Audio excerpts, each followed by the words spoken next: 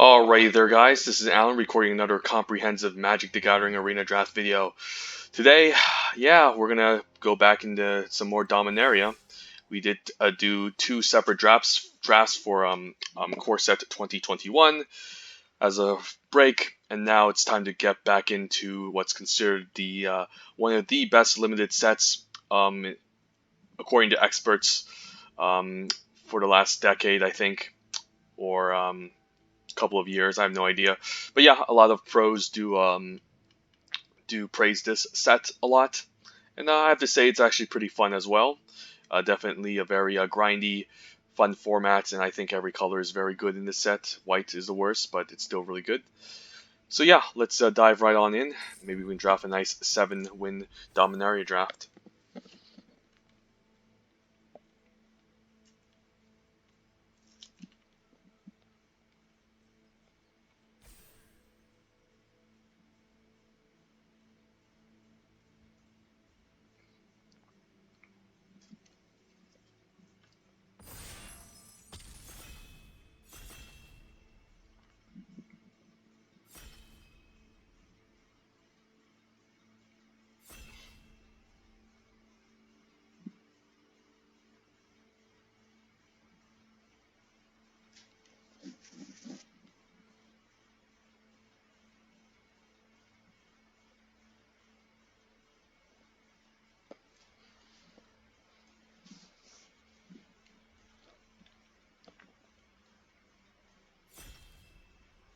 Alrighty then, pack one, pick one. What do we have to find? Pleasure of opening.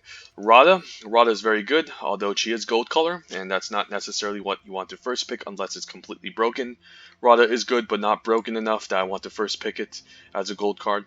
Looking at the uncommons, In Bolas Clutches is a powerful 2-for-1. One of the best uncommons in the set.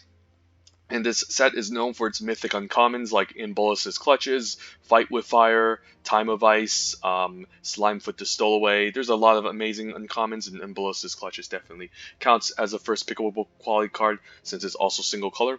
There's also Merfolk Trickster, which I always like in any blue deck, mostly wizards of course. It's a nice way to maybe ambush an opposing creature and lock down their abilities, including flying, so it's pretty strong as well. Looking at the commons, there's an Aven Sentry as a decent 4-drop. Fungal Infection has a good Find Interaction trick and the Jousting Lance. But here we're just going to take an In Bolas Clutches, keeps us in single color, and blue is arguably the best color in this set. So I like to first pick a nice uncommon mythic for the best color. Let's take the In Bolas Clutches. Followed up by the In Bolas Clutches, the question is how ambitious do we want to be? Tempest Djinn is quite powerful, although it is triple blue. It might just be worth main decking a Tempest Djinn. Even if you don't cast it out exactly on turn 3, you can always cast it in the late game, and it's a pretty excellent flyer. But if you're lucky enough, this can be quite scary. Alternatively, there's Garner the Blood Flame, which is good, but it is dual colored. Then we have a bunch of good cards in the Black-Green Sapperlings deck. Thallid Omnivore, Yavimaya Sappered, and then Gideon's Reproach is a good removal spell in white. But there's really nothing too amazing here. I think I don't mind just speculating on this Tempest Djinn. I just first picked an In Bolas Clutches, so we do want to cast some double blue. So why not amp it up and take a triple blue card? If this wasn't in the pack, I think I would take Garna and maybe speculate on a nice black-red control deck. Garna is quite powerful. Yeah, just being able to get back the creatures that end up dying. But we'll speculate on the Tempest Djinn, still keep ourselves in one color. But Garna being passed is a sign that the black-red control deck is open, and I hopefully don't want to miss out on too much of that. Okay, there's Valduk. Good card for an Aura as an equipment deck, which does come together in this set. Looking at this pack, we do have some pretty good blue cards too. Wizard's Retort if we want to focus more on wizards. Deep Freeze if we're focusing on lots of flyers. Syncopate I always don't mind a copy of if I'm looking to be more controlling. But you know, if I'm looking to tap out more often than not, Syncopate might not be amazing. Overall, this pack is okay. There's nothing that stands out too much besides Volduke, but I don't know if I even want to play Volduke, to be honest. Don't mind just a Wizard's Retort. Syncopate can be better in some circumstances, but I mean, Wizard's Retort is quite powerful if you draft a couple of wizards, and there's definitely a couple of them in blue that definitely shines out. So I'll take a Wizard's Retort here. Hopefully we can end up in like blue-black control or red-blue, Or we can even just go mono blue, who knows. I'll take a Divination as a nice, excellent card draw spell in blue. Definitely one of the best blue commons in the set. We're definitely passing up a lot of black-green sapperling stuff like this Styled Omnivore, so that's a good sign since, I mean, that's a good strategy since we're just trying to take all the blue cards and the person to our left is just getting hooked up in black-green sapperling, so hopefully they read the signals and they can kind of reward us next pack. Ooh, I guess I'll take a Deep Freeze. Alternatively, I could just take a Vodalian Arcanist or a Gitu Journey Mage, but a Vodalian Arcanist can give a nice discount for the Divination. It's pretty decent with the Wizard's Retort. Yeah, I guess these blue cards are okay. I don't really like Deep Freeze unless I'm flying over all that often. And there's really no clear signal on what the other best cards in this pack are. I guess there's a Gitu Journey Mage in case I end up in Blue-Red Wizards, which can be quite powerful, but it seems like we're more controlling. So we could end up in Blue-Black or a Blue-Red control deck.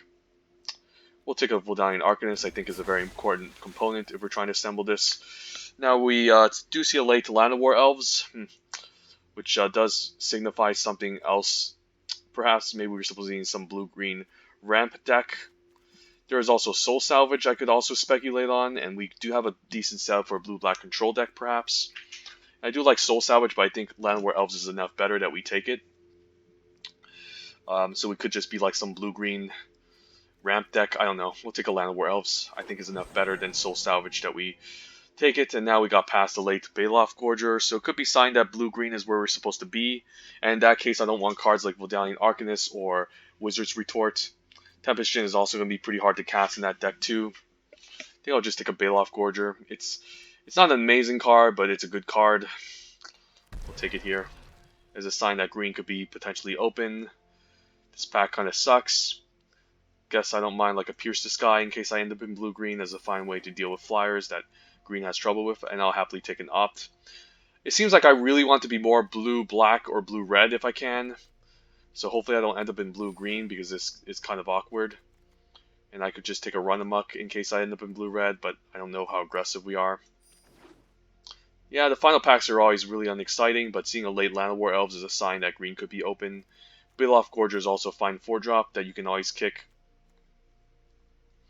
So we could just be some kind of blue-green ramp deck maybe. Maybe we end up opening Tatiova, we just go all in blue-green.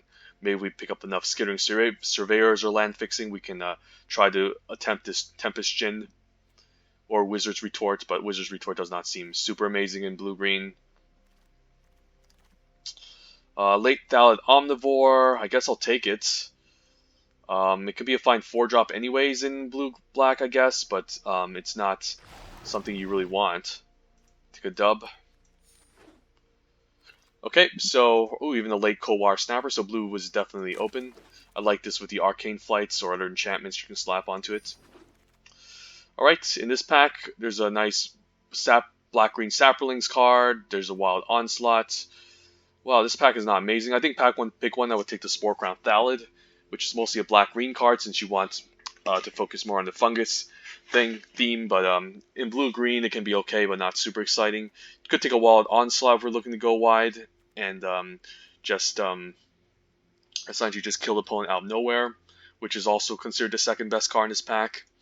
Alternatively, all these blue cards are okay, like again, Defreeze, Opt, Syncopate is fine, but they don't really stand out as cards I need to take too highly. So given that we were past the late Llanowar Elves, maybe we just take Wild Onslaught here. Overall, this pack could just be a miss. We'll take a Wild Onslaught.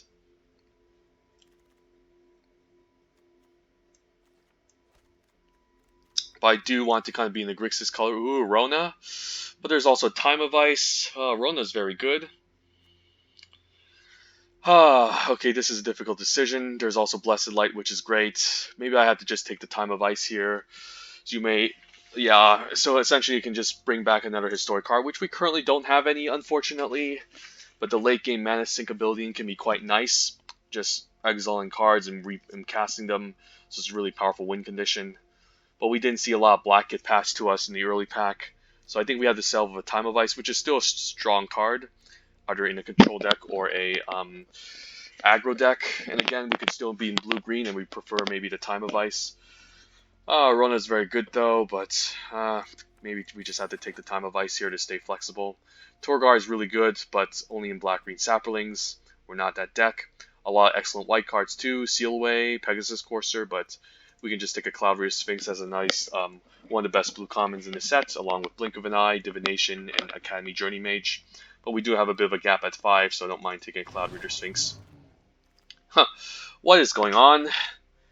I mean, we have to take the second one, right? It's just too good. Alternatively, there is a Merfolk Trickster, which is also a pretty good card. Yeah, I'm not going to pass up 2 clutches, and maybe we don't have to play this Kowar Snapper. Oh yeah, Adeliz. I do want to be in a Wizards deck. I mean, it's enough better than Cloud Reader Sphinx that I have to take it here. And this is a great sign that Blue-Red Wizards is open, so I don't mind jumping ship.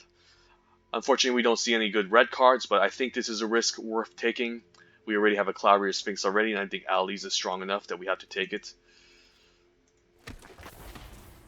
Luckily, the glitch is out of the way, so I do want to be in Blue-Red Wizards with this setup. It seems to make sense. We can also be the more controlling version, of course. Well, now this pack sucks. Guess I don't mind a Memorial to Folly if I end up in blue-black. It's possible. A Rescue is like replaceable filler, so we might have missed out on a Cloud Reader Sphinx if blue-red isn't the way to go. But that's still fine. I think it was a risk worth taking. Adeliz is just very amazing in the blue-red Wizards deck, and we do want to be kind of Wizards with the Wizard's Retort, the Vodalian Arcanist, and all of these other instant sorceries like Opt, Divination. Kowar Snapper probably won't make the cuts. But I mean, we could also still be blue-green if we pick up a late ramp card, since we do want to get to these In Bolas Clutches on turn 6. But overall, this is a huge sign that Blue-Red Wizards is open, and I'm happy to just take the gamble here. We did pass up those Merfolk Tricksters, though, which would have been excellent on turn 2, but yeah, I don't know if I can take it over in Bolas Clutches. This is a very slow, grindy set, so you don't mind having expensive cards like this that can just steal their opponent's best bombs and just win the game out of nowhere. And a Gitu Chronicler does make me happy. Unfortunately, we don't have any amazing removal spells to get back, but it is a nice red wizard for the deck. And it does play better than the more controlling version, since you aren't looking to you're looking to play this on turn 6 to kick it. And I'll happily take a Tolarian Scholar as a fine filler's redraft that also has Wizard Synergy. So hopefully next pack we can get hooked up in red. I don't really like Squeedy Immortal at all. I could just take Rampaging Cyclops as a fine filler blocker. Alternatively, I could just take a Syncopate. I don't actually hate one copy of Syncopate in these Wizard decks. Opt is also pretty solid. Squeeze double red, which I don't think we want to focus on, so I think I'm just going to take a Syncopate here. And Rona, well, maybe blue-black is open, but we didn't see any amazing black cards being passed to us. I guess there's a Soul Salvage. There's also Dark Bargain. Sentinel, we can flash on 5, maybe to reset the time of ice, but it doesn't seem particularly amazing. But we take it anyways. I guess I don't mind another Divination in our blue deck.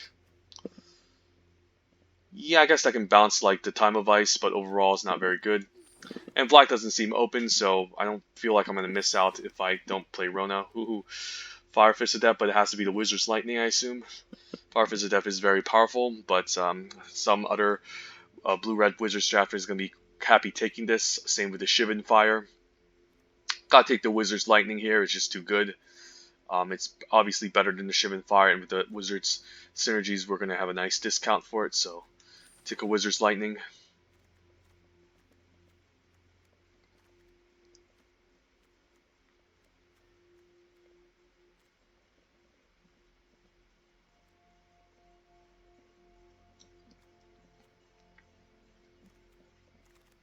Ooh, whoa, what is going on?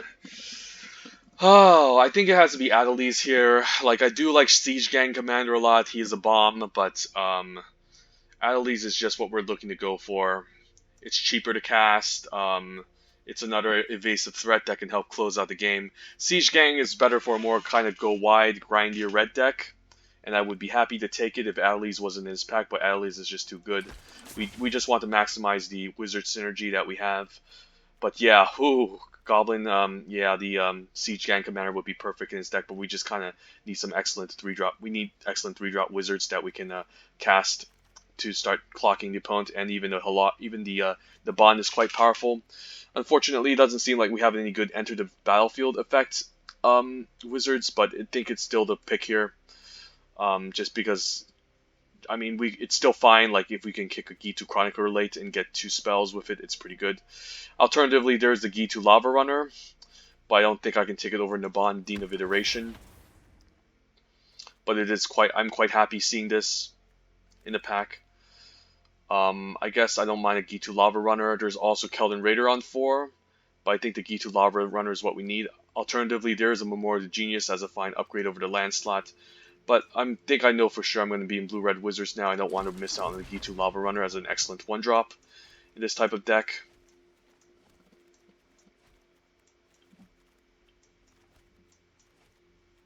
So we are lacking playables, but this deck is coming along nicely. Don't mind a Skittering Surveyor. If we do pick up a black dual land, we can end up maybe splashing Rona, and that can be quite fun. But the Skittering Surveyor can help us hit our land drops. It's just a good 3-drop, and Academy Churning Mage. Yeah, I guess this can fill the 4-drop up department. Just an excellent creature, powerful temple play. Very good. Yeah, we're not going to play a Keldon Warcaller. I'd rather just have an opt in this deck to help, find our drops, help fuel the Gitu Lava Runner. I think we're going to play this Tempest Djinn because it's really powerful. None of these cards matter. If I can find a black dual land, Rona would be pretty powerful. Alternatively, I could just try to splash Rona, but that doesn't seem like a great idea. I'll give someone the benefit of taking the Halar. Like, I could. It's pretty fun, like, splashing Rona so she can get back Adeliz. But she's more for, like, a more controlling grindy deck. Ours look more kind of just mid-range, tempo-oriented. And I don't mind another Vidalian Arcanist here as a fine 2-drop that can give us a nice discount for our spells. Seems pretty good. We're looking to just fly over most of the time and just kill the opponent in the skies with Adeliz, Cloudery Sphinx, steal their bombs, tap their stuff down. So we're kind of aggressive, I think, so I don't know if we want to play a card like Rona, which is more grindy. But this deck seems very good. I actually don't mind a copy of Fervent Strike too. Just as a weird, mediocre pump trick. Run Amok also seems fine if I'm looking to attack. Relic Runner. Relic Runner does not seem bad in this deck. But I probably just want the Vidalian Arcanist anyways. Alternatively, there is the Artificer, but I don't think it's a very good card. Guardian of Koilos. Well, I don't really want to play that either, so maybe this is just a 16-land Wizards deck. Since we have double opt to help us essentially fix our land drops. We do have 2 6-drops, however, but our 4s are looking quite empty here, same with the 5s. So we can kind of assume that our curve is pretty low. I do like the Wizard's Retort. I do like these 3s. Wizard's Lightning. Run Amok is questionable. I do like these 3s, of course. Fervent Strike is questionable. I like the Opt. I think I like these cards. Let's actually move everything back here.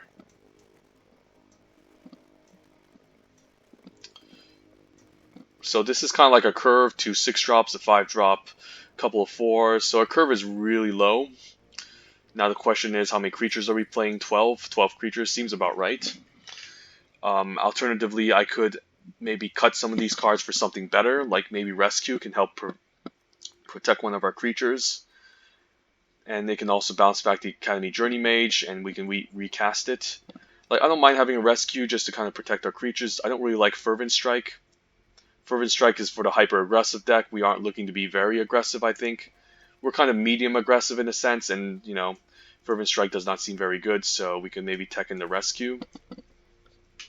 We could also just cut the Run Amok, which is a fine card. It gives you the nice boost of damage, but it might not be necessary.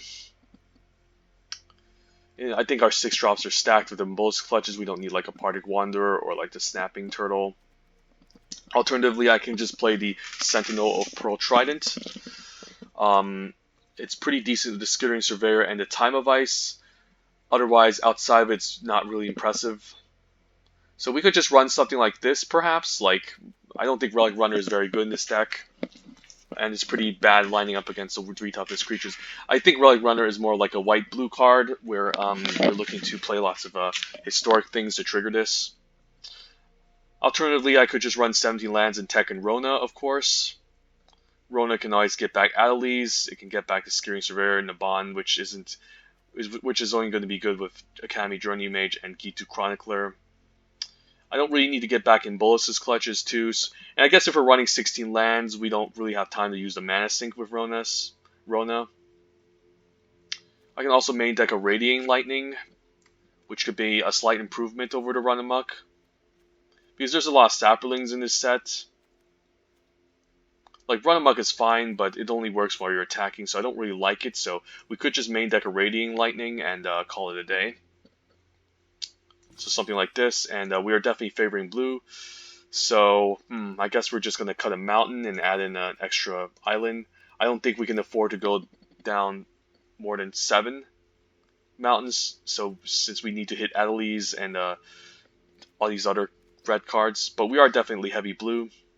So I guess we'll try something like this. And our picture, let's put Tempest Djinn. And I guess Opt can help us find our mana sources. Same with the Skittering Surveyor. But yeah, Tempest Djinn is going to be quite powerful in this deck if it doesn't get answered and we can cast it early on. I think this deck is pretty fun. Quite happy taking the Adeliz and then the second one over the Goblin Siege Commander, Siege Breaker. Yeah, the Siege Gang Commander, which would have also been pretty amazing in this deck.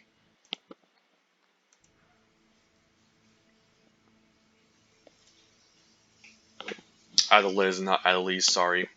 Bad pronunciation. But if Adeliz is just really cheap and she can also just fly, which is crucial, and we're just trying to leverage the Wizard synergy in this deck more than the Siege Gang Commander. Siege Gang Commander just takes too much mana sometimes, but it's still a very good card.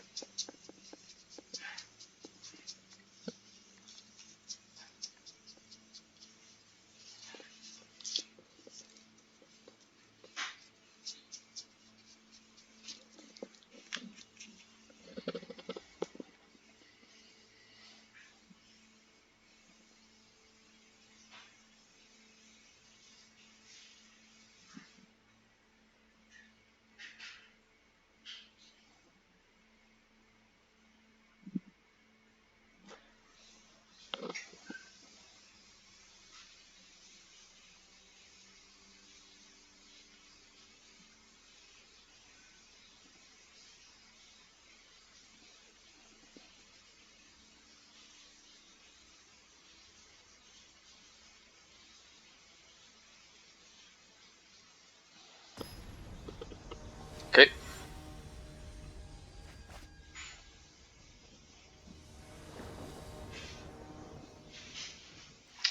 Alright, opening hand. Well, we do have a nice decent curve. Naban, Vodalian Arcanist, Skittering Surveyor. I think it's a fine keep. And we also have double blue source for potential Tempest Djinn if we get it. Now the question is, which one do I lead with? I think I just leave the Vodalian Arcanist because it's a better blocker. I don't really have anything to trigger it in Naban. So we'll just do this. It only works with ETB abilities, so it's better for something later. Skittering Surveyor, quite nice. Okay. So I guess we'll just play out our own, find our red source, and then we can play out Adeliz and maybe pump our Vodalian Arcanist next turn.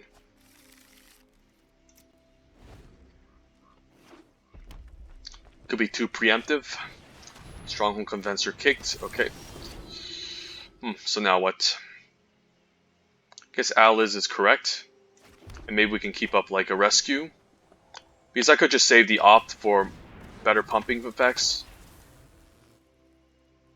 And he could use a removal spell, and I want to save Adeliz, so I think we'll just attack him for 2 and pass.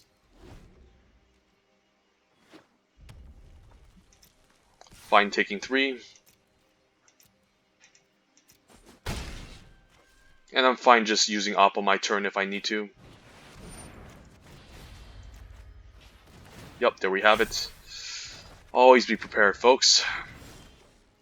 Time of Ice is pretty strong. But I don't mind just getting in there with Adeliz. Alternatively, I could play out the Time of Ice. Or I can opt into red, but let's just go in.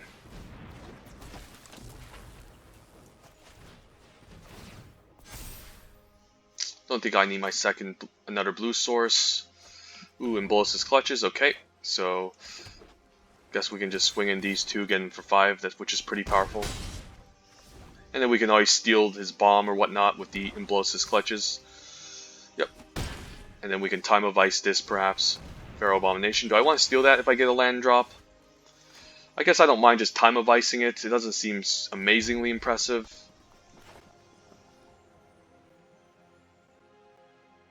And then I can also just get him with the Gitu Lava Runner. Yeah, this seems fine.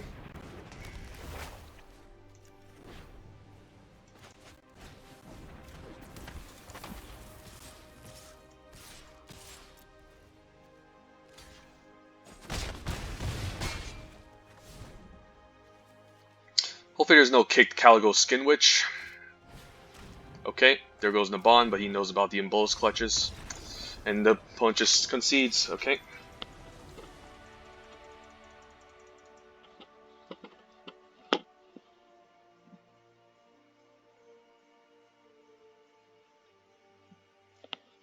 Happy to first pick the Broken Mythic Uncommon. Steal their creature and then gain their creature. It's pretty disgusting.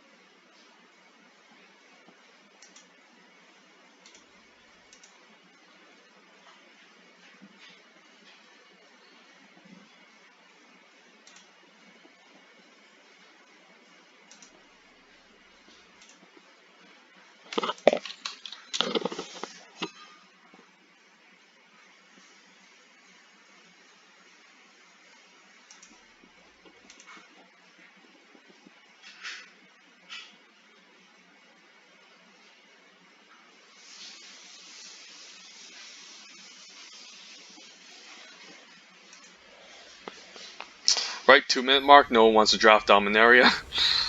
I guess it's because people like me infect the format and we won't draft Boros aggro in this set. Okay, well, turn 2, turn 3, turn 4 seems pretty pretty much a no-brainer. We also have access to Wizard's Lightning. We can surprise him with it.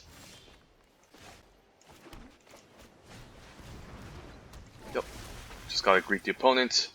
The question is, do I play Adeliz? I don't really care about Marwyn. Huh. I don't really care about Marwyn at all. Let's just attack. And then we can Time of Ice whatever he plays. He can kill my Adeliz, of course. Line of War Envoy. Sure, I guess he can tap this for 2. Opponent's just gonna go off. I could just Time of Ice here and lock it down. Alternatively, I can just Wizard's Lightning and get in a nice attack. Wizard's Lightning is not bad. We can get in for 3. And then we can keep up Wizard's Retort. Seems fine with me. This elf is going to be quite annoying. And I guess I don't mind attacking them both and trading the Land of War Envoy for it. It's definitely worth it, I think. Yeah, let's just kill the Land of War Envoy. We don't really need the Voldalian Arcanist here. And we can Wizard Retort and deal with... I mean, this is not until turn 6, so I think I'm going to let that resolve. It's really not a scary card at all. Fungal Plots, however, is pretty annoying. So we'll counter it.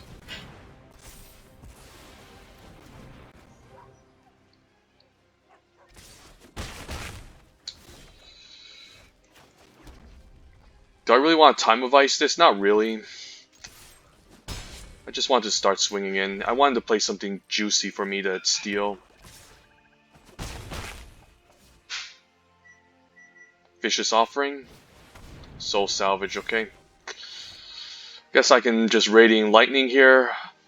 I guess I'll Radiant Lightning when he plays Marwyn. Let's just keep our land in hand. There's really no need to play it out. Yeah, let's just have him play Marwyn and completely blow him out.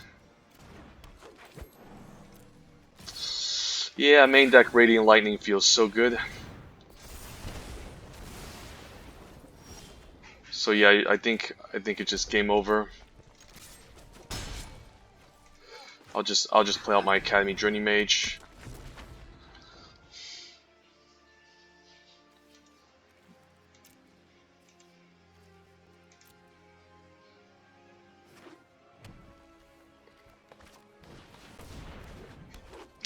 I can just Time of Ice that. Okay. 2 for wanting himself, sure.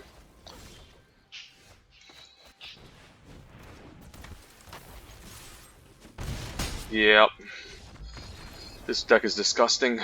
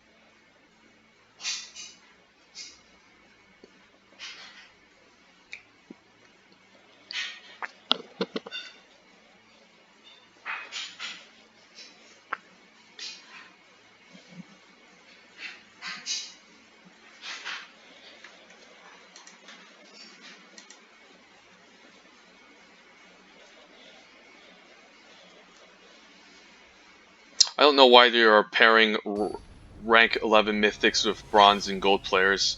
It makes no sense. This should not be happening. I don't think it's fair. Right? I mean, We just need a triple blue for Tempest Gen, right? Let's go. We even have access to a 1-mana Wizard's Lightning on turn 2. And then we'll just leave with an island so we can eventually cast a Tempest Gen. We don't mind just showing him our second color. Scurrying Surveyor, we can find us the land.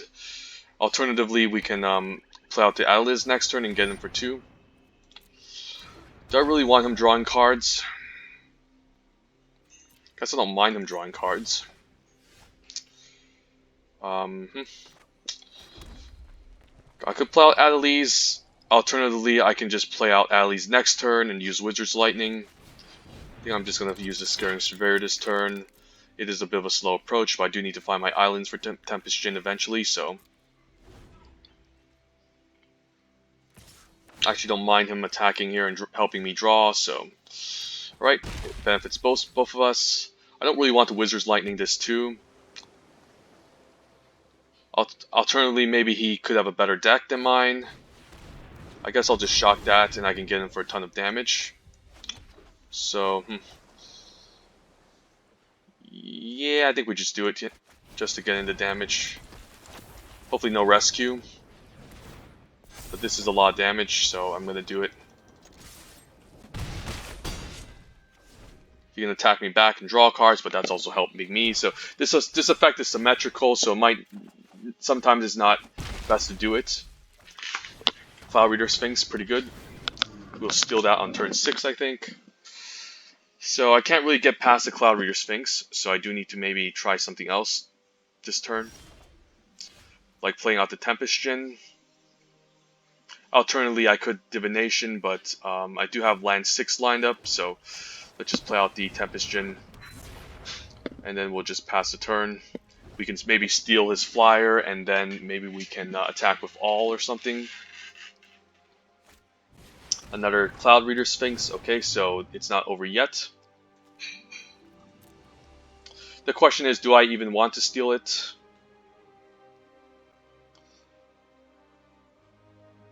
If I steal it, if I get a mountain next turn, I mean island, and I steal one, then the Tempest Gen can get in for an attack. Okay, well, that's what we wanted. Now we can get in for 4.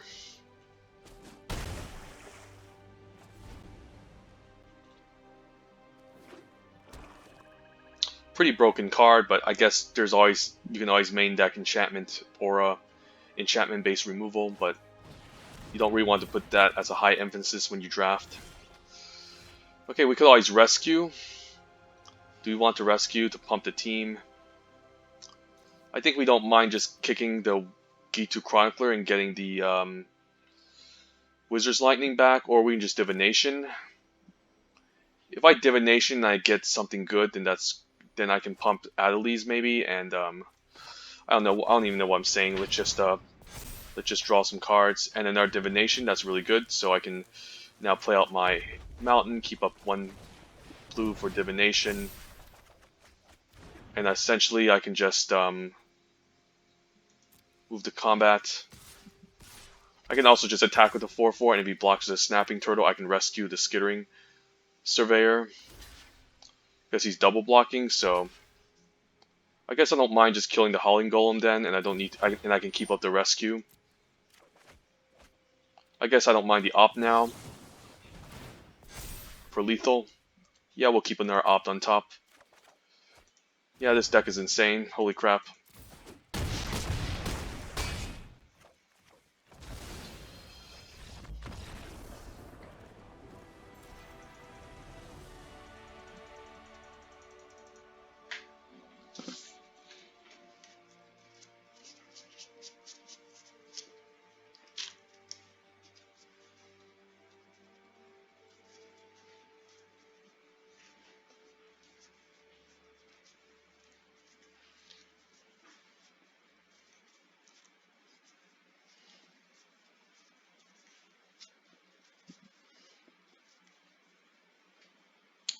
Two Adeliz usually equal a 7-win deck, I'm assuming.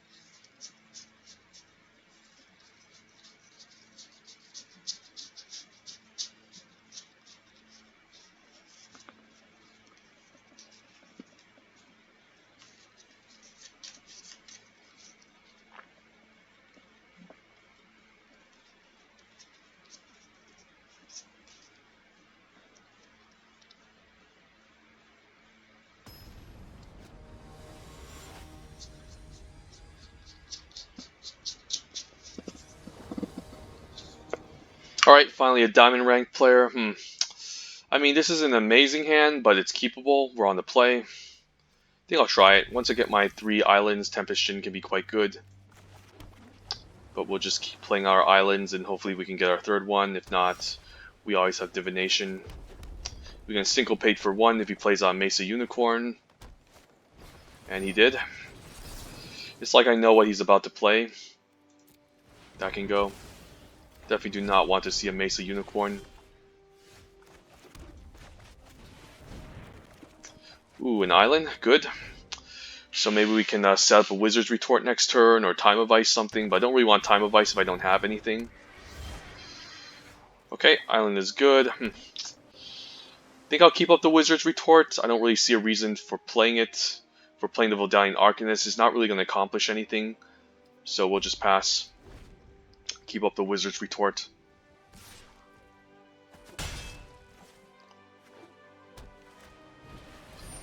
Do I care about that? Yeah, that can go. That's going to be quite scary if he has a lot of fungus saplings.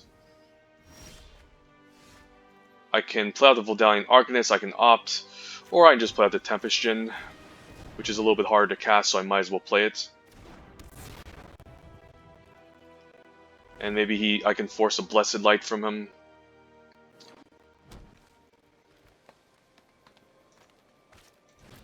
I'm taking Kavu, so I can just lock it down with Time of Ice and attack him for 3.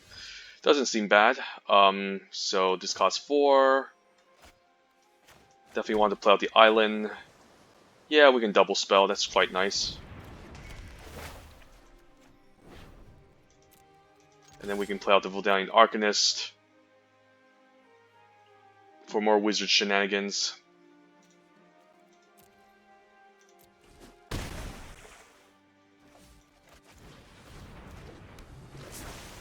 Tempest Djinn is really good. He could have a Blessed Light, of course, but I think this is the correct play.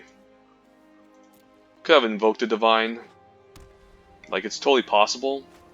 Okay, there goes a Blessed Light, so he can attack him for 1, or he might just stay back. I might as well attack him for 1 because I'm probably going to tap it next turn anyways. I could have opted my upkeep. Ooh, yeah, we gotta take that card. Yeah, we'll just attack him for 1. We'll keep the land in hand to, I don't know, to maybe represent something. And whatever big bomb he plays, we'll just steal with the In Bolas Clutches.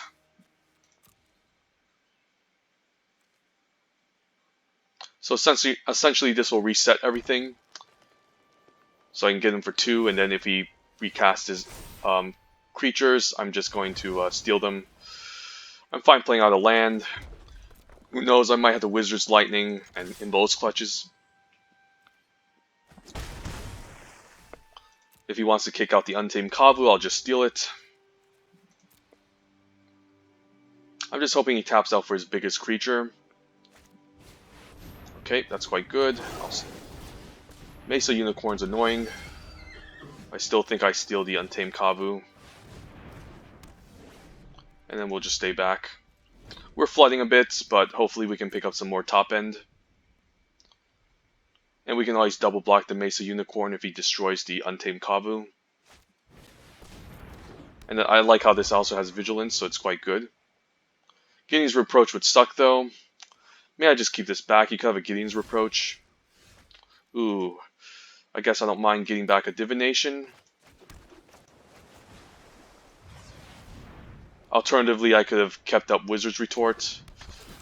I think I just want the Divination here. I just want more card draw. And Radiating Lightning, pretty good too. I'm going to stay back with the Untamed Kavu. There's a chance he could have the Gideon's Reproach, and we need to protect it.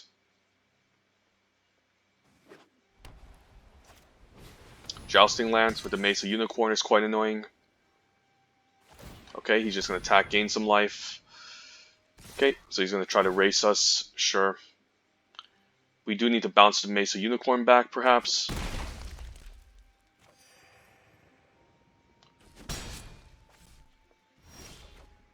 Adeliz. Okay, I guess we're just gonna Journey Mage. Why does the auto tapper tap like that? Like, I do want to keep up my red to maybe have Radiant Lightning. But now we can just cast Adeliz. And then we can just attack with all. Give a Gideon's Reproach here on Adeliz. In that case, I might have missed out on some crucial damage with the Radiant Lightning. Yeah, this game can be kind of weird sometimes, just...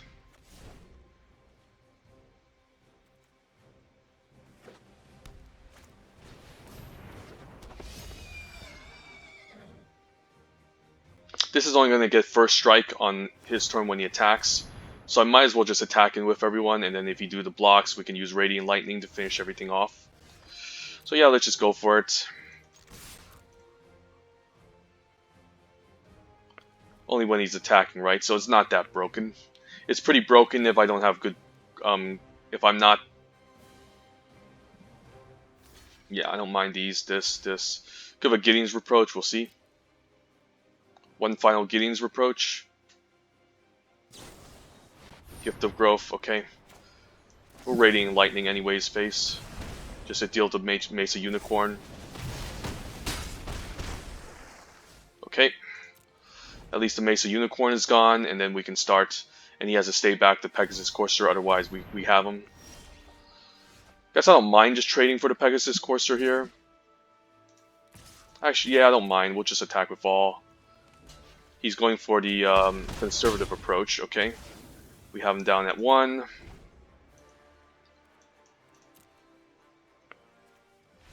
Yeah.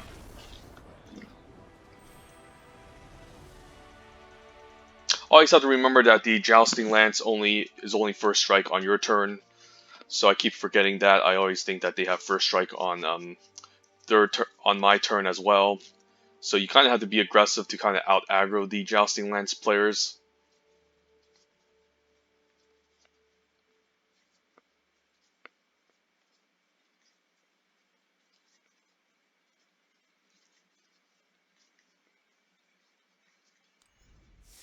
Okay, let's keep playing. 4-0.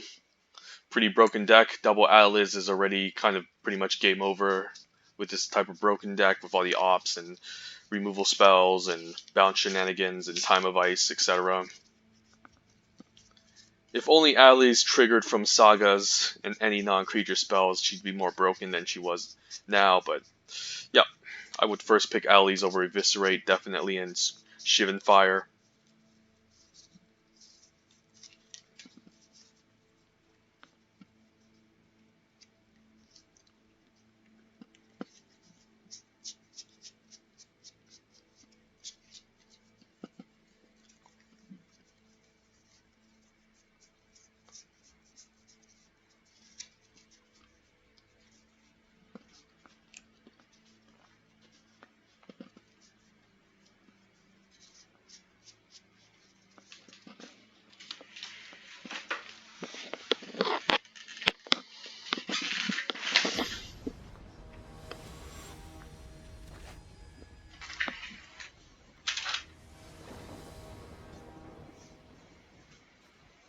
Okay. Well, I mean, I guess I'll save the op for Adeliz. I don't really want to cast it, to be honest. I just want to pump Adeliz for 1,000,000. Okay, we'll just play the Valiant Arcanist. We'll play out the island. We need to play Tempest Jin eventually, so we'll surprise him. The question is, do we play out Adeliz next turn? I could also just Divination and attack. It's a little bit fishy keeping up all his mana, so I think I'm just going to Divination here. And if he syncopates, I can always tap the Valiant Arcanist. So yeah, just build up my board, I think. And I can surprise him with Adeliz later.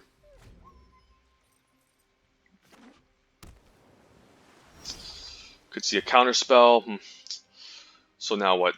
I guess I don't mind playing out Adeliz, and I still have access to Wizard's Light. Never mind, I don't. Yeah, I don't have access to a Wizard's Retort, so I think I just play out the Valiant Arcanist here and pass. I do want to kind of protect my Adeliz from removal, so having Wizard's Lightning up is good. So we're just going to develop the board with nothing but these Medallion Arcanists, surprise them with Adeliz out of nowhere, keep up the Wizard's Retort for any potential counter shenanigans. So I guess it's fine playing her now. Seems pretty good.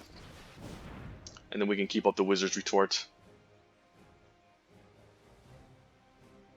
Let's wait for the Syncopate. Yep, and then now we'll counter the Syncopate. Always have to surprise the opponent. So now he's forced to use a removal spell on Adeliz. Otherwise, he's just going to take a ton of damage. I can always opt on my upkeep. Does it really matter? Izzet, kick. I guess I can always opt on my upkeep before draw step. Scaring Surveyor, not really. Don't need a Scaring Surveyor. It does help me thin my deck, but it's not really what I need. Okay, let's move to draw step. Okay, Time of Ice. Ooh, that's pretty good. This deck is even more busted. Let's get in there. Could just play out the island since the Tempest Djinn will just, because we just need to power up the Tempest Djinn. Finally, a Shivan Fire on it. Okay. Fire Fist Adept. That's not going to do anything. I guess I can steal it. If I steal the, yeah, I guess it doesn't really matter. No, I guess I just want to get some damage in, so yeah, let's just get him for 2. I can always steal the Skizik.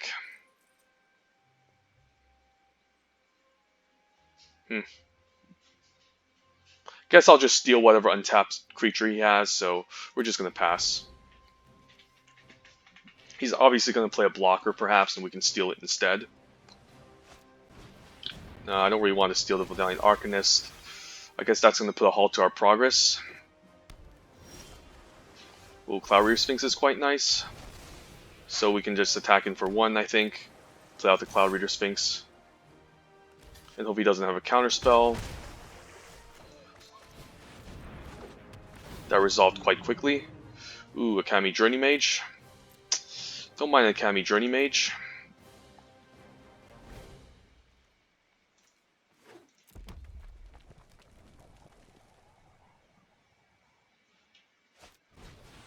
Whirler? Interesting. I guess that can kill a 2/2. That seems pretty cool.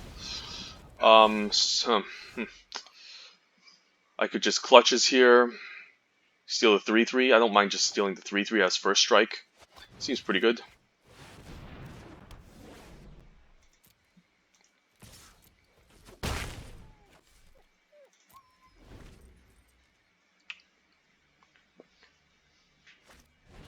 Keldon Raider, okay. He needs to find something off the top that deals with the flyer. And then the Goblin Chain Whirler could also just, yep. Currently 4-0, busted deck, broken deck. Quite happy, it's helping my rank up. And then I can definitely put my cool 7-win video as a thumbnail. Could just be 7-0, could just be a 7-1, 7-2. Regardless, we're really, this deck does make me smile.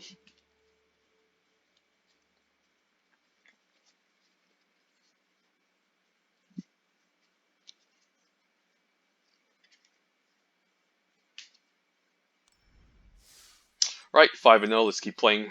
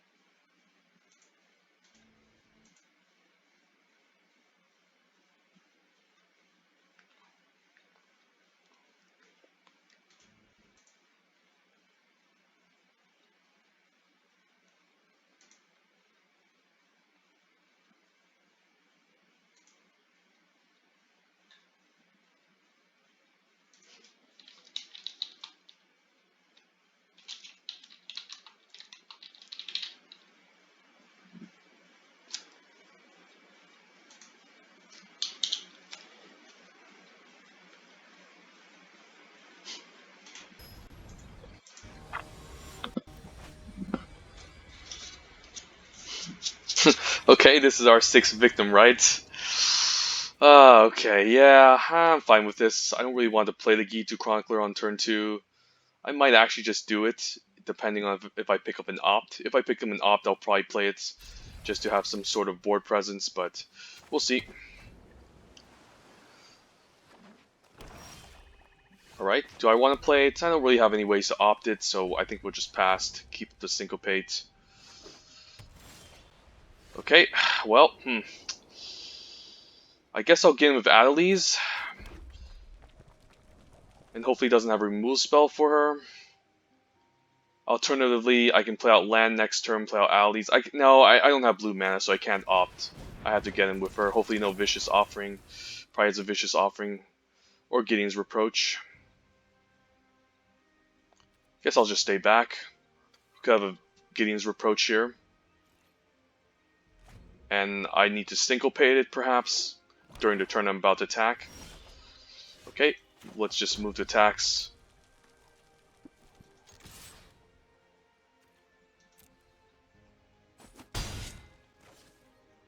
And we'll just pass the turn, keep up Syncopate.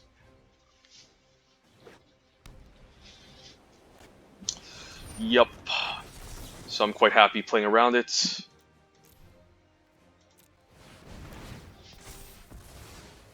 Alright, we're in good shape. So now I can just play the Opt. Find another blue source. Don't need a Vidalian Arcanist. Who would love a Divination. Yeah, we'll just attack for 3. Do I want to play out the Gitu Chronicler? That's the only question. I mean, I don't hate it. But if Adeliz dies, it's going to be a pretty pathetic card. If not, it's still going to get in for 2, but... Windgrace Acolyte, pretty good card, but now we can lock it down with a Time of Ice. Huh. Or we could just play out the Cloud Reader Sphinx. I mean, he's just going to gain life and mill himself even more. I don't mind a Cloud Reader Sphinx. Seems fine. It can attack past the 3-2. Gitu Lava Runner, how good is that? It's okay, but I don't necessarily think it's an important card in this deck. Maybe we just want something more powerful like our In Bolas Clutches, so I think I'm just going to bottom both and pass.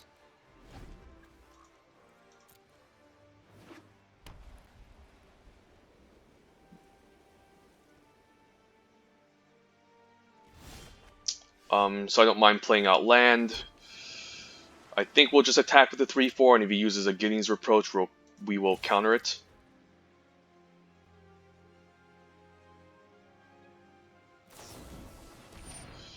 Okay.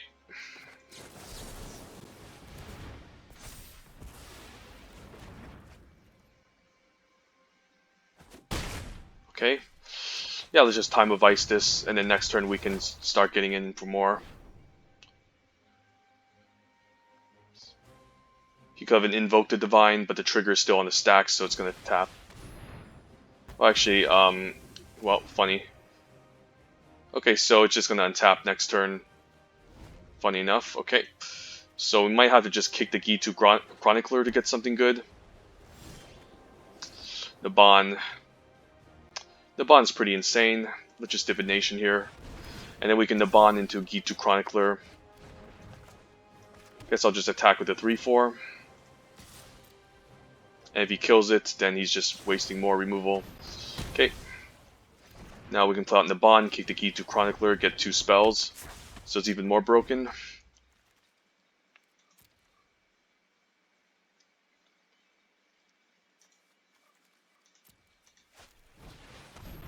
Okay.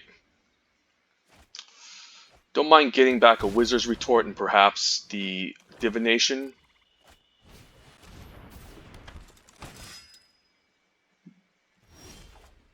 Ooh, Wizard's Lightning. Never mind, I think we're just going to use the Wizard's Lightning here.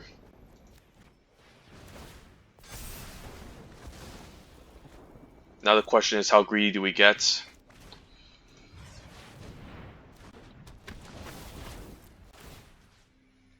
Divination, and then the Wizard's Lightning. He's keeping up mana, so probably no attacks. We're going to stay back.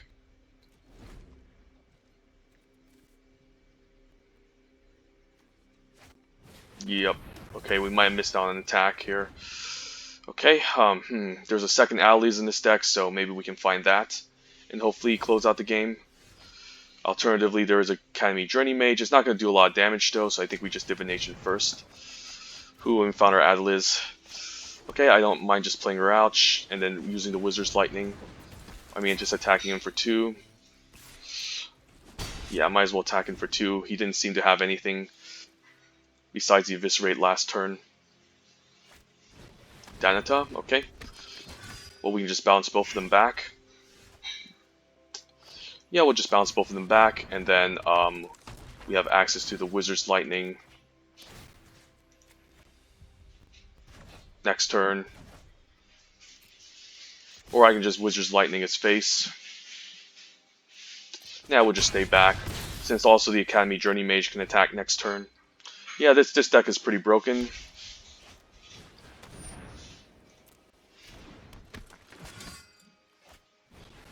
Guess I'd rather just steal the Knight of Grace.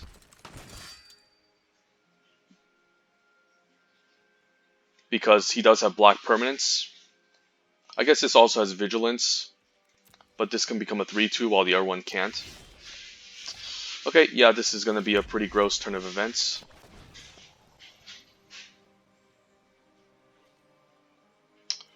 Yeah, I'd rather have the Knight of Grace. And this is just game over, I think. Yeah, good game. This deck is insane, jeez.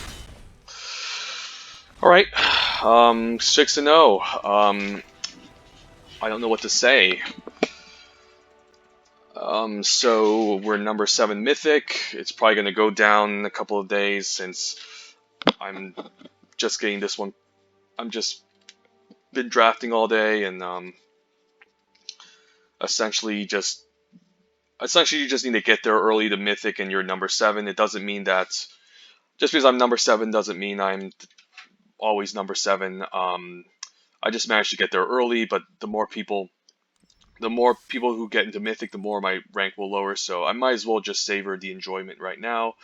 So, anyways, let's do an overview of this deck before we head over to Final Boss. It's a pretty busted deck. It's a 16-land deck. Our curve is relatively low, with only a single 5-drop, 2 6-drops, and then the 4-drop department definitely needs work. But we do have a powerful card such as Academy Journey Mage in Time of Ice that fills the excellent role on 4. Most of our creatures and cards are at 2 and 3 mana, so it's good to have a 16-land deck. We're running 9-7 due to the fact that we need triple blue for Tempest Djinn, double blue for Wizard's Retorts, and then the double blue for In Bolas Clutches and whatnot. So we're mostly a blue heavy deck. The only double red card is the Gitu Chronicler on turn 6, so we don't have to put a high emphasis on it. We have a Skittering Surveyor to help us hit our land drops. Divination, which can draw into our lands. Opt can help us fix into our land drops. And yeah, that's pretty much it. In terms of removal and interaction, we do have double In Bolas Clutches, and to a lesser extent, Radiating Lightning against Sapperling tokens, Time of Ice, and Academy Journey Mage as ways to lock down the opponent's creatures temporarily, and also bounce. We do have Wizard's Retort, which is an excellent counterspell in the Wizard's deck. I guess I also forgot to mention Wizard's Lightning, which was a pack 3 pick 1, I think, which was really excellent since Red Wizards was the correct guess, I suppose, since we were also kind of wondering if we were going to be drafting blue-black. We were actually main decking a copy of Rescue because we have excellent creatures that we don't mind saving, such as the Adeliz, the Tempest Djinn, Academy Journey Mage, Cloud Reader Sphinx, etc. And also, we do have some good Enter the Battlefield effect creatures again. Since this Scries 2, this bounces, this also kicks some spells, so I'm actually main decking a copy of Rescue. I think it's definitely better than Fervent Strike, which, sure, giving a creature +1 and so First Strike can be quite nice sometimes, and can be a fine removal spell, but it's also quite situational, since the creature could have just 2 toughness higher than you, and you can't punch through it. So it's not really an amazing card, and the problem with Run Amok is you can only pump while a creature is attacking. So if you if you try to go all in and try to get in for lethal, sometimes the opponent could just have a removal spell in response, and you can get 2 for 1 and totally blown out. This is a much more safer version where you don't have to run Amux. You can just use the ops to pump with Adeliz. You can use the rescue to save her when she falls into removal, or you can just draw cards and use Wizard's Lightning. But this deck is pretty absurd, pretty insane. I'm glad that I took the Adeliz over the Cloud Reef Sphinx in one of the packs, and then we got rewarded with a second one. Seeing that black was not open throughout the draft, only saw Rona as a nice blue-black signpost uncommon gold card, but that didn't necessarily mean it was supposed to be where we're supposed to be. So yeah, this deck definitely overperformed. Obviously, it was pretty broken and busted, so I'm not going to say it exceeded my expectations, but I was expecting at least one loss. I guess I didn't expect this deck to be perfect because I've drafted better decks so far in the past, but I guess I'm just lucky. The ranking system is kind of weird since they've been pairing me up with bronze, gold players, diamond players, platinum players, but still no mythic players because I guess it's still only day 3 of the season. But yeah, as long as it's early throughout the month, you can take advantage of getting the mythic and then showing off to your friends how excellent you are. Since I am considered rank 7 mythic. But anyways, I'm going to take a snapshot of this deck. Okay, actually let me just rearrange everything before I take a snapshot. And then we're going to just move on to the final boss. Yeah, I think this is more or likely our curve. We're just going to take a snapshot here. And then we're going to move on to the final boss, and hopefully we 7-0 this video, and it's going to be a pretty nice upload for some of you out there to watch.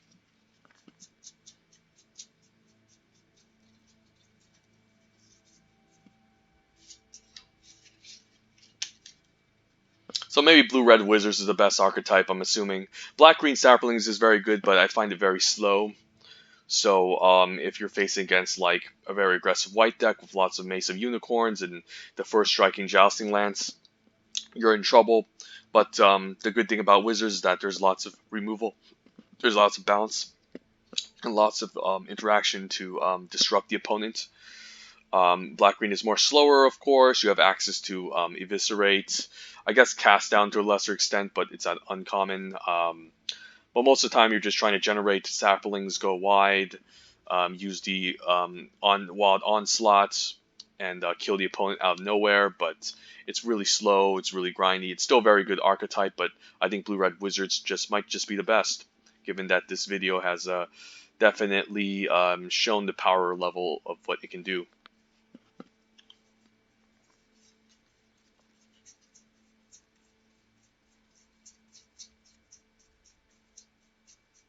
Final boss, definitely have to wait a while since they are preparing the final glorious match. And it should be a mythic opponent, please.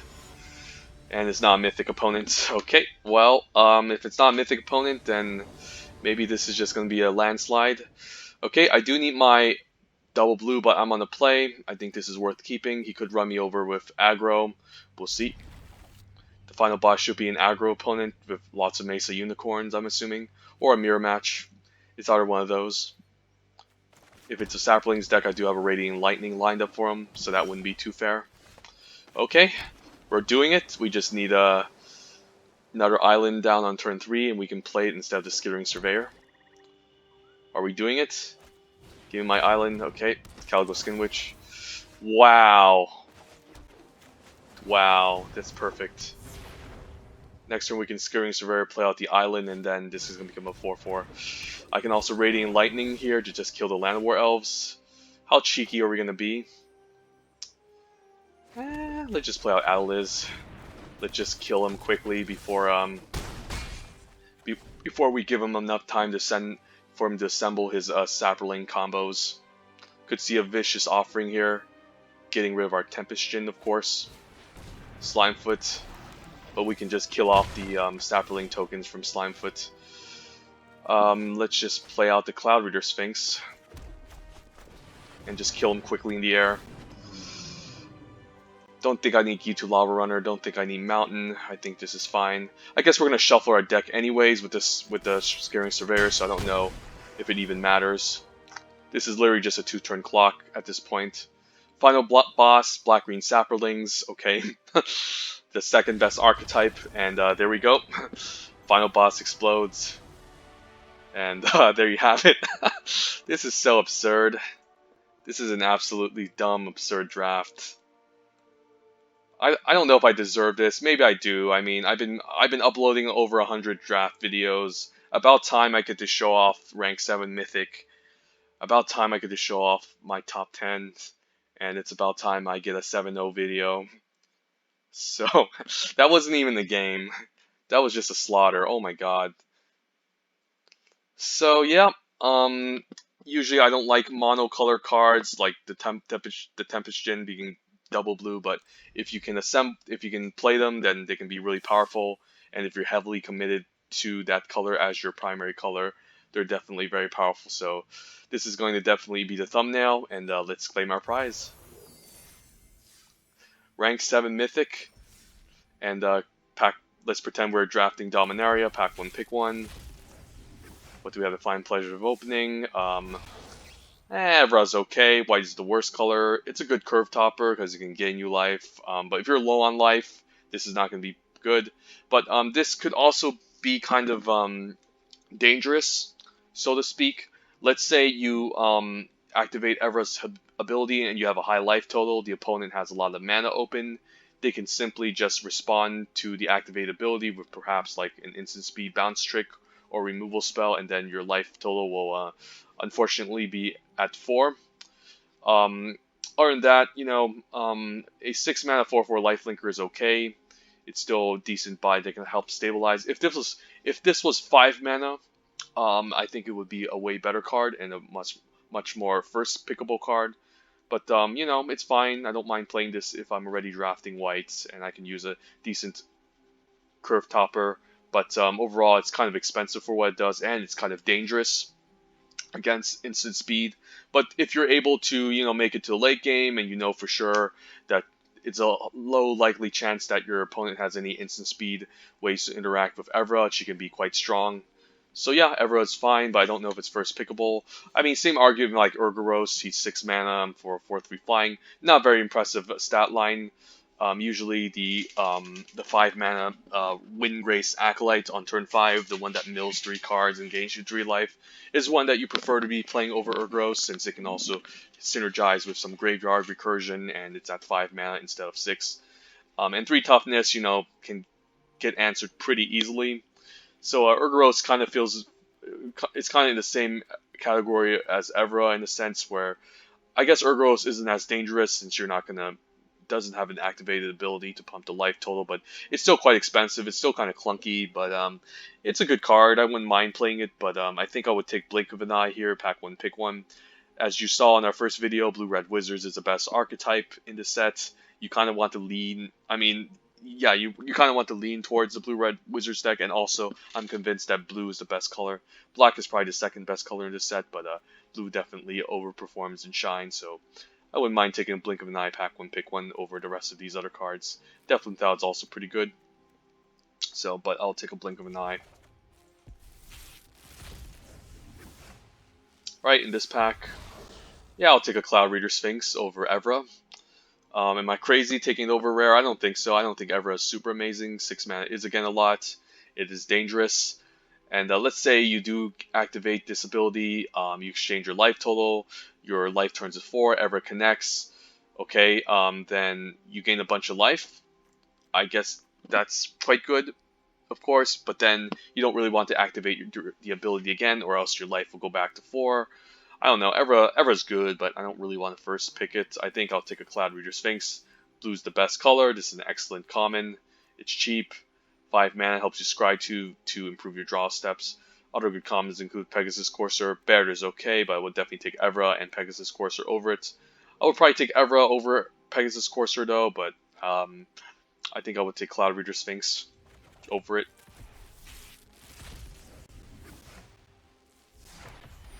I think Danitha is really excellent. Yeah, I would probably take Danitha over Blink of an Eye, but definitely this card is really good. Like 3-mana, 2/2 first strike, Vigilance, Lifelink. It's very difficult to deal with. If you can get it down early and you can constantly attack with this, it can just get out of hand. I did state that I would take Blink of an Eye over Evra, but I don't know if I would take Blink of an Eye over Danitha. Danitha is just really strong.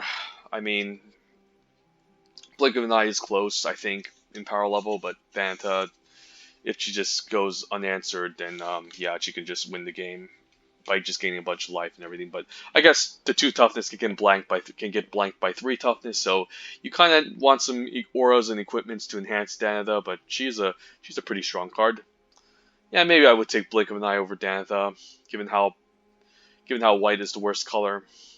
So I don't know, between these two, Grove from the Ashes is also pretty good, but I wouldn't take it over these two.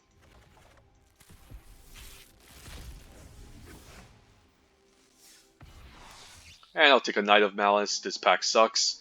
Even Sentry is quite decent, same with Yavimaya Sapper, but Knight of Malice is really good. Of course, it's best if you are also playing white, since you can give the +1/+0, but even if you aren't, there's a chance your opponent could be playing white and you have a nice upside. And it's just a 2-mana, 2/2 first strike, which is really excellent just on turn 2. That's the strange thing about this set, again, is that there's just a lot of 2-mana 1/3s, so Knight of Malice can easily get blanked. So that's a sign telling you that this format is not very aggressive.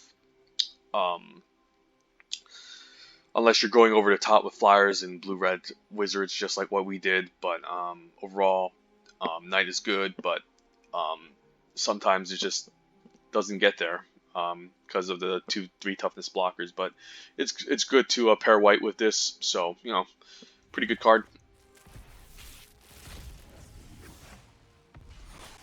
Eviscerate versus Cella's Score. Cella's Score has the unique ability of exiling.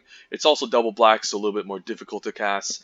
Eviscerate destroys things, but doesn't exile. I think exiling is better. But Eviscerate could just be better because it's more splashable. So maybe just take the Eviscerate. Like, you could end up with... I mean, yeah, it's better off if you know for sure you're kind of heavily committed to black. Definitely take Cella's Score over Eviscerate, but Eviscerate is also splashable, so it does have upsides too over Cella's Score. Both of these are close, probably just take Eviscerate. But, I mean, against other opposing black cards, they can also have like Graveyard Recursion, so it's kind of better to maybe just take Cella's Score. I don't know, it's pretty hard, but I opened up a gem, so it's good to know that I maybe almost finished the collection here. Yeah, maybe I just almost finished the collection of Dominaria. This pack sucks. Besides Fungal Infection, pretty impressive card. I guess Call of Cavalry is pretty decent too, but I would definitely take Fungal Infection over it. And there you have it. Nice 7-0 video. Rank 7 Mythic. I get to show off how good I am. I mean, I think I'm a good player, but I'm definitely not the best 7th. I'm probably not the number 7th best Magic the Gathering drafter of all time. I mean, I'm just joking with the whole number 7 Mythic ranking. I'm only number 7 because I got there early, guys. I mean, last month I kind of went to dumpster rankings, although I did get to rank 40 and rank 20 Mythic, although I didn't record a rank 20 Mythic video last month. I still got pretty high. But yeah, I'm definitely not going to be number 7 pretty soon, so I might as well savor the moment. But in the meantime, yeah, pretty fun drafts. I might do a Theros Beyond Death draft, and hopefully they can fix the dumb bots. They probably didn't fix it, but hopefully I can end up drafting something else, because I do love this set. Currently in Standard, my most favorite set in the current Standard format. But I want to draft Black Green Escape really badly, not black red, since I've done it like a million times already. But anyways, have a great day, guys. I'm just blabbering around. Enjoy this video. Take your time to analyze it, learn from it, and have a wonderful day. Take care.